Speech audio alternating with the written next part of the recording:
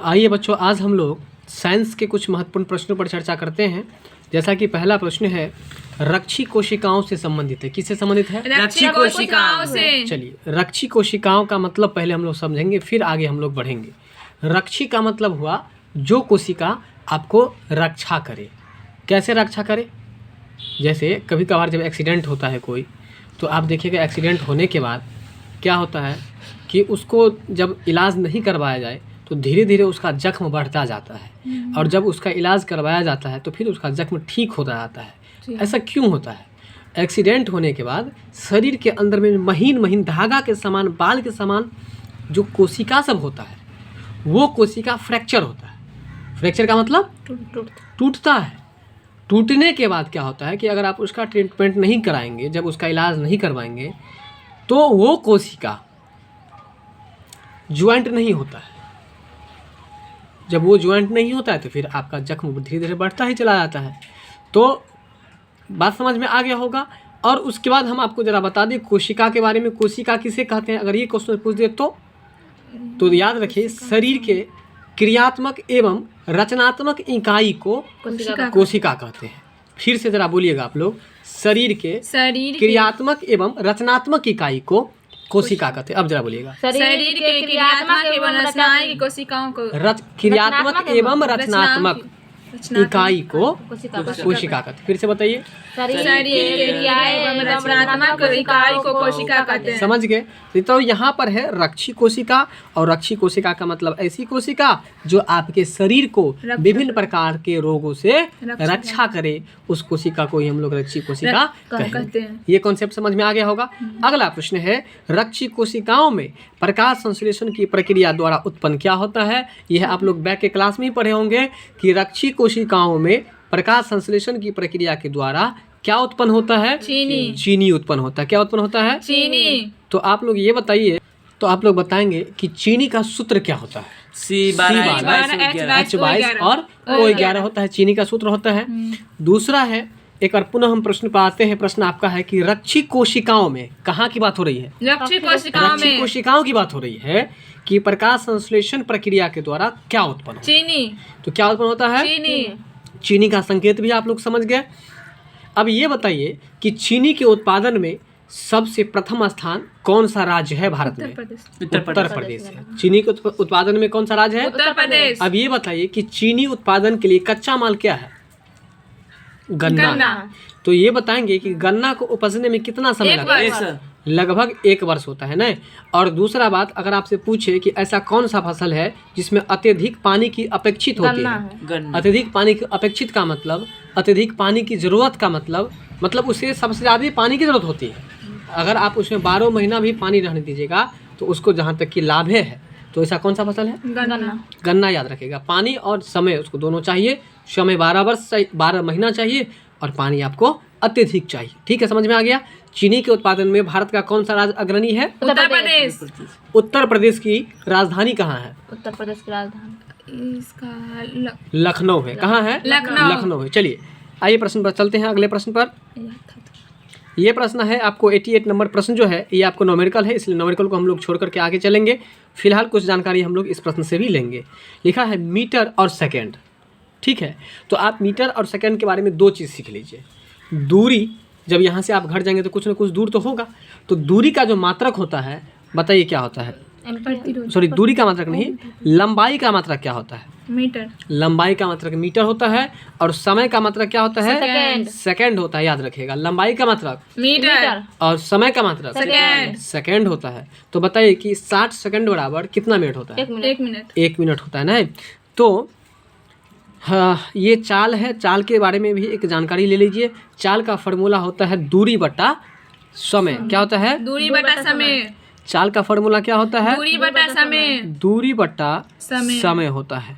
ठीक है, यानी कि ये डी से डिस्टेंस, टी से टाइम है ना, डी अपॉन टाइम यानी कि दूरी बटा समय। ये आपको चाल बड़ा फॉर्मूला होता है। और चाल को अंग्रेजी में क्या कहते हैं? स्पीड कहते हैं। क्या कहते हैं? स्पीड। चलिए इसके बाद अगला आपका प्रश्न है, चलिए तो बताएंगे उत्तर भारत में शीतकाल के दौरान। अब पहले ये बताइए कि शीतकाल का मतलब क्या होता है? ठंडा। ठंडा का समय। ठीक है, तो उत्तर भारत की बात हो रही है उत्तर भारत में शीतकाल के दौरान वर्षा के मुख्य कारण क्या है? आप कभी कभी देखते होंगे कि आपको ठंडा के समय में भी आपको क्या होता है, वर्षा होता है। ठंडा के समय क्या होता है, वर्षा। तो देखिए ठंडा के समय में जब वर्षा होता है ना तो कैसा आप महसूस करते हैं ये बताइए पहले आप। तो एकदम ठंडा में और कूलिंग हो जाते हैं ना, और ठंडा एकदम, और मन होता है कि नहीं कितना जल्दी बिस्तर पकड़ ले, है ना, ऐसा आग का सेवन करे। तो कहने का मतलब ऐसा सोच लीजिए कि उत्तर भारत की बात हो रही है और ये मतलब वर्षा की बात हो रही है कि उत्तर भारत में शीतकाल के समय मतलब कि ठंडा के समय वर्षा होती है। वो क्यों होता है? उत्तर भारत में शीतकाल के समय वर्षा जो होती है उसका कारण है पश्चिमी विक्षोभ। अब ज़्यादा नहीं समझना है कि पश्चिमी विक्षोभ क्या होता है, बस ये सोच लीजिए कि ठंडा का समय रहेगा, हम लोग एक जगह बैठे रहेंगे, आपस में बात करेंगे कि आज तो पछिया हवा चल रहा है, लगता है कि कहीं वर्षा नहीं हो जाए। क्या बोलेंगे? लगता है कहीं वर्षा ना हो जाए। पूरा बात नहीं बोले आप। आज तो पछिया हवा पछिया हवा पहले बोलेंगे, पछिया हवा चल रहा है, लगता है कहीं आज बारिश नहीं हो जाए। तो पछिया से याद हो जाएगा आपको पश्चिम, और विक्षोभ हो जाएगा, है ना, क्योंकि छुपिएगा ना तो विक्षोभ, विक्षोभ, ठीक है, विक्षोभ, ठीक है, ये भ होगा, विक्षोभ होगा, ये मो दिया है, ठीक है, विक्षोभ होता है भ, ठीक है। तो उत्तर भारत में शीतकाल के दौरान वर्षा का क्या कारण है? पश्चिमी विक्षोभ। चलिए, पश्चिमी विक्षोभ, ठीक है, भ है। मानस अभयारण्य के बारे में आप लोग जरा जानिए, ठीक है। मानस, जैसे ही आप देखिएगा ऑप्शन में, क्या देखिएगा? मानस। आप बोल के जरा देखिए, मानस असम, मानस असम, मानस असम, बोलिए फिर से। मानस मतलब बोलने से लगता है कि कुछ उच्चारण जो है ना इसका मेच कर रहा है, मिल रहा है, ठीक है। मानस असम, तो इसलिए जैसे ही मानस क्वेश्चन में आ जाए असम, आप असम में मार दीजिएगा आंख को बंद करके, ठीक है। तो मानस अभयारण्य के बारे में भी थोड़ा जान लीजिए कि मानस अभयारण्य जो है भारत के किस राज्य में स्थित है भाई? असम में स्थित है। तो हम ट्रिक क्या बताएं आपको कैसे बोलने के लिए? मानस असम, यानी कि मानस अभयारण्य किस राज्य में है? असम में। और असम की राजधानी कहाँ है? पंजाब की राजधानी कहाँ है? चंडीगढ़। और बिहार की राजधानी कहाँ है? चलिए अगला प्रश्न है आपका, गोलगी निकाय क्या है? गोलगी निकाय। गोलगी निकाय स्थानिक रूप से किससे संबंधित है? ठीक है, तो बस इतना ही याद रखिए, स्थानिक रूप से इसको हटा दीजिए, ठीक है, स्थानिक रूप से इसको कट कर देना है। गोलगी निकाय कौन सी निकाय है? गोलगी निकाय। गोलगी निकाय जो है वह किससे संबंधित है? तो ये संबंधित है आपको ER से। किससे संबंधित है? ER से। ER से, ठीक है। ER किससे संबंधित है? ER से, ER से, ठीक है। देखिए गोलगी है, क्या लिखा हुआ है? गोलगी। गोलगी, ठीक है। तो गोलगप्पा जो आपको खिलाएगा वो कौन खिलाएगा? ER से खिलाएगा ना, इसलिए याद कर लीजिए कि गोलगी निकाय। सुनिए जरा ध्यान दीजिए, गोलगी तो गोल गोल गोलगप्पा आपको नीक लगेगा ना, इसलिए निक से निकाय, यानी कि गोलगी निकाय किससे संबंधित है? ER से। गोल गोल गोलगप्पा को खिलाएगा ER, इसलिए ER। याद हुआ? चलिए अगला प्रश्न है, प्रोकैरियोटिक कोशिका में, किस कोशिका में? प्रोकैरियोटिक, जरा बोलिएगा। प्रोकैरियोटिक कोशिका में DNA होता है, ठीक है। तो DNA जो होता है उसके बारे में जरा समझिएगा। परमाणु झिल्ली से घिरा नहीं है। प्रोकैरियोटिक कोशिका में DNA जो होता है ना, परमाणु झिल्ली से घिरा नहीं होता। देखिए यहाँ प्रश्न को समझिए, किस कोशिका की बात हो रही है? प्रोकैरियोटिक कोशिका। बिल्कुल, प्रोकैरियोटिक कोशिका। और इस कोशिका में कहता है जो DNA जो होता है, क्या होता है? DNA। ये जो DNA होता है वो आपको किसी चीज से घिरा हुआ नहीं होता है। और किस चीज से घिरा नहीं होता है? परमाणु झिल्ली से घिरा हुआ नहीं होता है। अब ये बताइए आप लोग कि कौन सी कोशिका में क्या चीज किससे घिरा हुआ नहीं होता है? प्रोकैरियोटिक कोशिका में DNA परमाणु झिल्ली से नहीं घिरा होता है।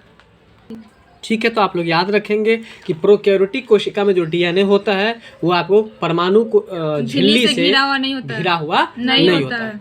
दूसरा बात समझिए, ये जो DNA है, DNA का फुल फॉर्म क्या होता है बताइए?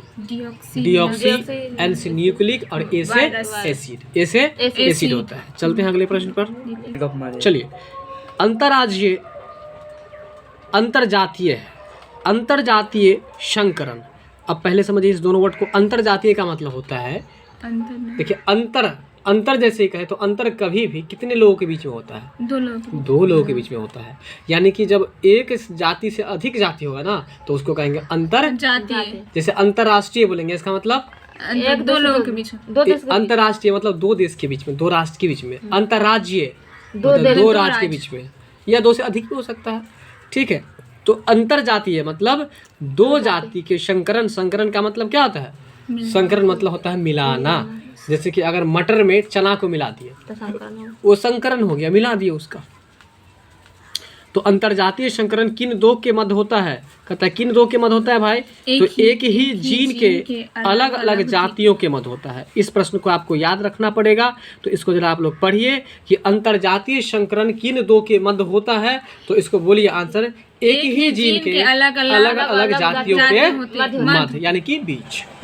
एक ही जीन के अलग अलग जातियों के बीच। फिर से बताइए, एक ही जीन के अलग अलग जातियों के मध्य। देखिए एक ही जीन का मतलब क्या हुआ?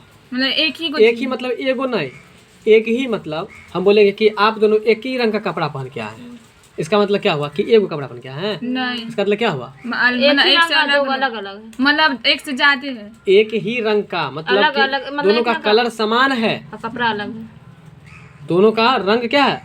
समान है। हम बोलेंगे कि इनका चश्मा एक ही है, एक ही पावर दोनों को लगता है, मतलब समान पावर लगता है।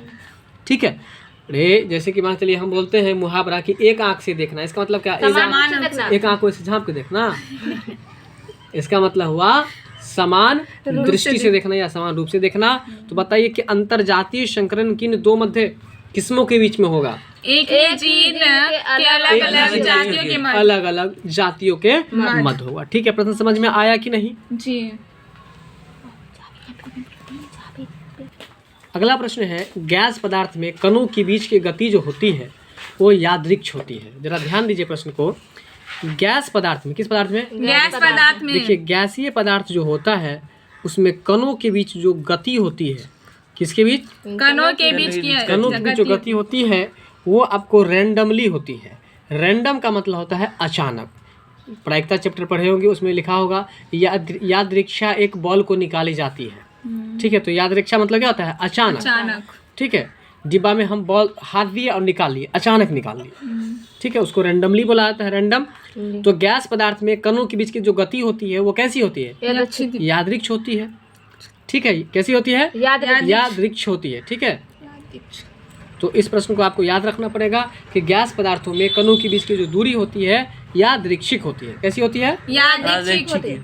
ठीक है, अगर नहीं याद है तो ऐसे समझिए, जब किसी व्यक्ति को गैस बन जाए, मान के चलिए, तो गैस बन जाने के बाद आपको पता है कि धड़कन भी तेज हो जाता है। गैस बन जाने के बाद क्या होता है? धड़कन तेज होता है। अब खुद बताइए, अब आपका आंसर अपने मुंह से निकल जाएगा कि जब किसी का धड़कन तेज हो जाए तो अचानक मर जाता है ना? जी, अचानक मर जाता है। तो बस याद रख लीजिएगा कि गैसीय पदार्थों में कणों के बीच जो उसकी गति होगी कैसी होगी? यादृच्छिक, यानी कि अचानक। बात समझ में अब आया कि नहीं? अगला प्रश्न है, कौन ऊतक संवहनी बंडल बनाते हैं? देखिए संवहन का मतलब बहुत अच्छा से पढ़ाए थे। संवहन का मतलब एक जगह से दूसरी जगह पर भेजना। ठीक है, तो अब एक बात बताइए कि पौधा भोजन करता है कि नहीं करता है? जी। तो पौधा जब भोजन करता है तो जल और खनिज लवण कहाँ से कहाँ ले जाता है? मतलब पेड़ से जड़ से पत्ती तक। देखिए इस चीज को आप कंफर्म हो जाइए। आप जल कहाँ देते हैं? पत्ती पर की जड़ में देते हैं? जड़ में। तो जड़ से जल को और खनिज लवण को कहाँ तक पहुँचाता है? पत्ती तक। समझ में अब आया? तो जल को जब पहुँचाएगा वो जाइलम काम करेगा, और जो पत्ती से लेकर के वृक्ष के विभिन्न भागों तक पहुँचाएगा वो फ्लोएम करेगा। जो पत्ती से लेकर के है ना पौधों के विभिन्न भागों तक पहुंचाएगा भोजन वो फ्लोएम उत्तक करेगा, लेकिन जो जड़ से लेकर के जल और खनिज लवण ले जाएगा वो जाइलम उत्तक करेगा। ये प्रश्न क्लियर हुआ कि नहीं पहले ये बता दीजिए।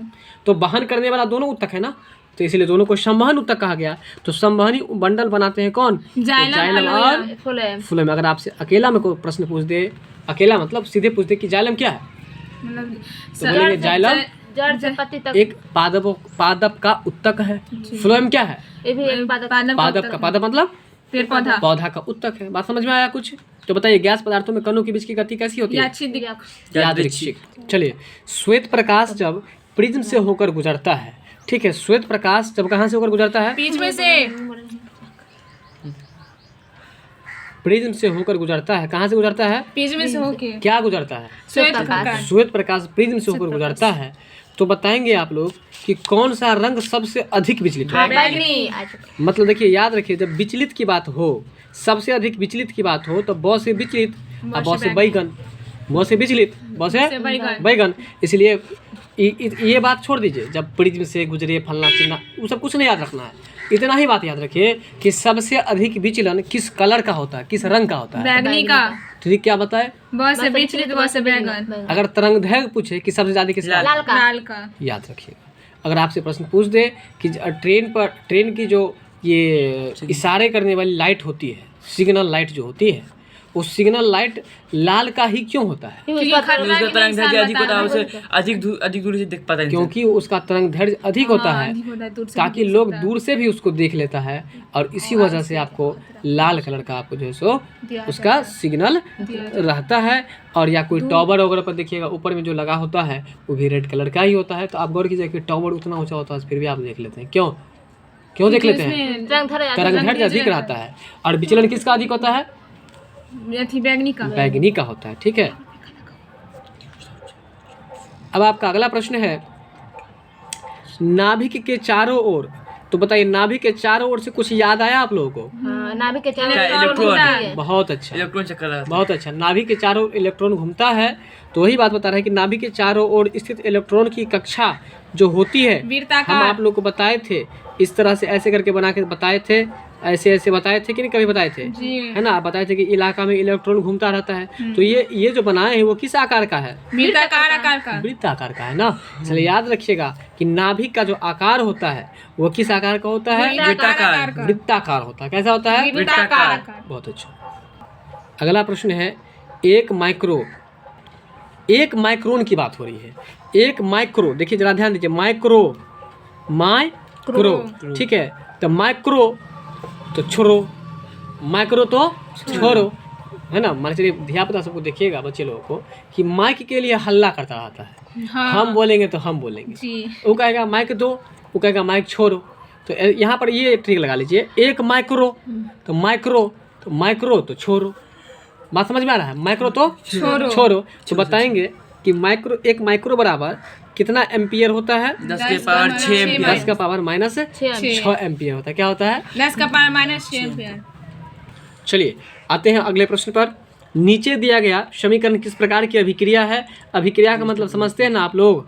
अभिक्रिया मतलब बताइए। दोनों एक दूसरे में अभिक्रिया का मतलब काम। मतलब क्या होता है? अभिक्रिया मतलब आपको जब दो पदार्थों को हम लोग मिलाते हैं और उसके बाद जो पदार्थ का निर्माण होता है, उस क्रिया को हम लोग अभिक्रिया कहते हैं। अंग्रेजी में कहें तो उसे रिएक्शन कहा जाता है, और इस अभिक्रिया को हम लोग प्रतिक्रिया भी कहते हैं। और अभिक्रिया में जो भाग ले उसको हम लोग अभिकारक कहते हैं। और अभिक्रिया में भाग लेने के बाद जो पदार्थ बने उसको प्रतिफल कहते हैं, या अंग्रेजी में प्रोडक्ट कहते हैं। इतना बात। दूसरा बात एक है, आपको ये भी प्रश्न बार बार पूछता है कि अभिक्रिया में भाग नहीं ले, लेकिन उसके अभिक्रिया के गति को कभी बढ़ा दे तो कभी घटा दे, उसे क्या कहते हैं बताइए? आप बैक की क्लास में पढ़ाएं। जो अभिक्रिया की गति को बढ़ा दे और घटा दे उसे क्या कहते हैं? उत्प्रेरक कहते हैं। क्या कहते हैं? उत्प्रेरक कहते हैं। बात समझ में आ रहा है? तो अब यहाँ इस प्रश्न से कुछ सीखिए। यहाँ है PbNO3 × 2KI, फिर लिखा है आपको PbI2 2KNO3। ये जो है आपको कैसी अभिक्रिया है? द्विस्थापन है। देखिए इतना बात ये चीज़ याद नहीं रखना है, इसको छोड़ दीजिएगा। इसमें 2-3 बात याद रख लीजिए। Pb का मतलब क्या होता है? सीसा होता है। ठीक है। इसके बाद K का मतलब क्या होता है बताइए आपको? पोटेशियम होता है। क्या होता है? पोटेशियम होता है। ठीक है। चलिए, निम्नलिखित में कौन कवक के उदाहरण है? ठीक है, निम्नलिखित में इसको कट कर दीजिए, बस इतना याद रखिए कौन कवक के उदाहरण है। ठीक है। तो कवक के अंतर्गत जो आता है आपको टॉड स्टूल, बोलिएगा टॉड स्टूल, पुकूनिया, हाँ पुकीनिया, बोलिए पुकीनिया। इसके बाद आपको इष्ट है। तो बताइए कवक के अंतर्गत क्या सब आया? पहला तो इष्ट जरूर याद रहेगा, क्योंकि इष्ट पहले ही पढ़े थे। दूसरा है पुकीनिया भी याद रहेगा, और तीसरा है आपको टॉड स्टूल। ठीक है। देखिए कबक में आपको बक लगा हुआ है, मतलब बकबक जो करेगा, अभी जो ये बकबक कर रहे हैं तो स्टूल पे बैठ के कर रहे हैं ना, जी। तो इसलिए टॉड स्टूल दूसरा होगा, है ना। तो इनके बातों पर ये पुक्की देने का काम करते हैं, तो इसलिए पुक्कीनिया हो गया। और तीसरा है आपको इष्ट, मतलब अब यहाँ पर सबसे बड़े हम हैं तो इष्ट हुए ना। इष्ट मतलब क्या होता है? सबसे बड़ा होता है। तो इसलिए इस तीनों चीज याद हो गया होगा। तो बताइए कि कबक के अंदर क्या सब आया? पुक्कीनिया और इष्ट। बात समझ में आ गया आप? चलिए, यानी कि इनमें से सभी इसका आंसर हो गया।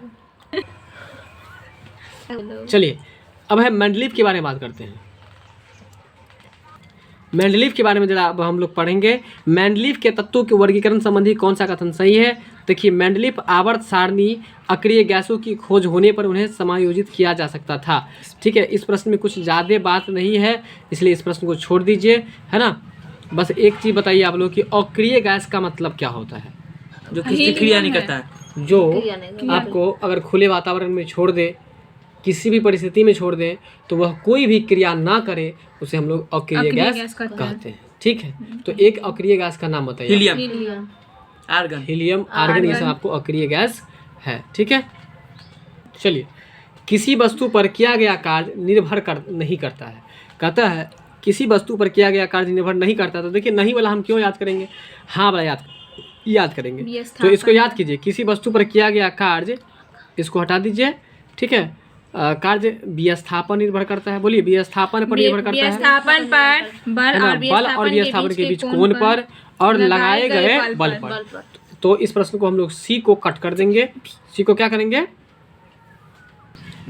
तो यहाँ हम थोड़ा बाय मिस्टेक सी को कट कर दिए, जो कि बी को कट करना था। बी को हम लोग कट कर देंगे। ठीक है, बी आपको नहीं पढ़ना है, तो इसको रटिए पहले आप लोग। किसी वस्तु पर किया गया कार्य, किसी वस्तु पर किया गया कार्य किस पर निर्भर करेगा? विस्थापन पर और बल और विस्थापन के बीच कोण पर लगाए गए बल पर। किस किस पर बताइए? विस्थापन पर और विस्थापन के बीच कोण पर और लगाए गए बल बल पर। ठीक है, तो इस प्रश्न को आप लोग याद रखेंगे। ये प्रश्न आपको रटना पड़ेगा, इसको आप लोग रट लीजिएगा। अगला प्रश्न क्या है, चलते हैं उस पर। चलिए, अब यहाँ पर जो आपका प्रश्न है, निम्नलिखित में कौन प्रोपेनोइक अम्ल है? क्या है? प्रोपेनोइक अम्ल है। तो इस प्रश्न को आपको याद रखने से कोई विशेष फ़ायदा नहीं है, इसलिए आप लोग इस प्रश्न को कट कर दीजिए, इसको याद नहीं रखिए। ये सब आपको बेसिकली बात बताना पड़ेगा, इसके बाद जो है सो आप ये सॉल्व कर पाएंगे। चलते हैं अगले प्रश्न। भारत में प्रत्यावर्ती धारा की बात हो रही है। प्रत्यावर्ती धारा मतलब एसी, और एसी का full form alternating current. Alternating current की आवृत्ति क्या होती है? आपसे आवृत्ति पूछ रहा है। इसकी आवृत्ति जो होती है, 50 देखिए, प से प्रत्यावर्ती धारा और प से 50 Hz, यानी कि Hz का मतलब हर्ट्ज, जिसको हर्ज भी बोला जाता है। ठीक है, तो बताइए, भारत में प्रत्यावर्ती धारा की आवृत्ति क्या है? 50 प से 50 और प से प्रत्यावर्ती। पहले क्वेश्चन दम ना आंसर, इसलिए पहले प्रत्यावर्ती धारा, और कहाँ पर, किस देश में? भारत में। और प्रत्यावर्ती धारा का आवृत्ति क्या है? 50 रुपया। 50 वो बोलिएगा ना, सीधे 50 बोलते हैं। चलिए, अब आपका अगला प्रश्न है, मानव युग्मनज और मानव शुक्राणु में गुणसूत्रों की संख्या कितनी होती है? देखिए, मानव युग्मनज और मानव के शुक्राणु, इसमें जो संख्याओं का अनुपात होता है वो आपको 2:1 होता है। ठीक है, मानव युग्मनज और मानव शुक्राणु में गुणसूत्रों की संख्या कितनी होती है? 2:1 होता है। इस प्रश्न को भी आप याद रखिएगा। तो जो भी हम 2-4 क्वेश्चन को आपको बताए हैं, तो 2-4 क्वेश्चन जो है सो खूब बढ़िया तरीक़ा से आप लोग भी इसको तैयारी कीजिएगा, रिवाइज कीजिएगा। ठीक है, आ जाएगा पकड़ में, कोई बड़ी बात नहीं है। कितना मोटा किताब आप लोग ख़त्म किए साइंस का, और इसमें तो हल्का हल्का क्वेश्चन सब है, क्यों नहीं खत्म होगा। ठीक है, मिलते हैं अगले वीडियो में।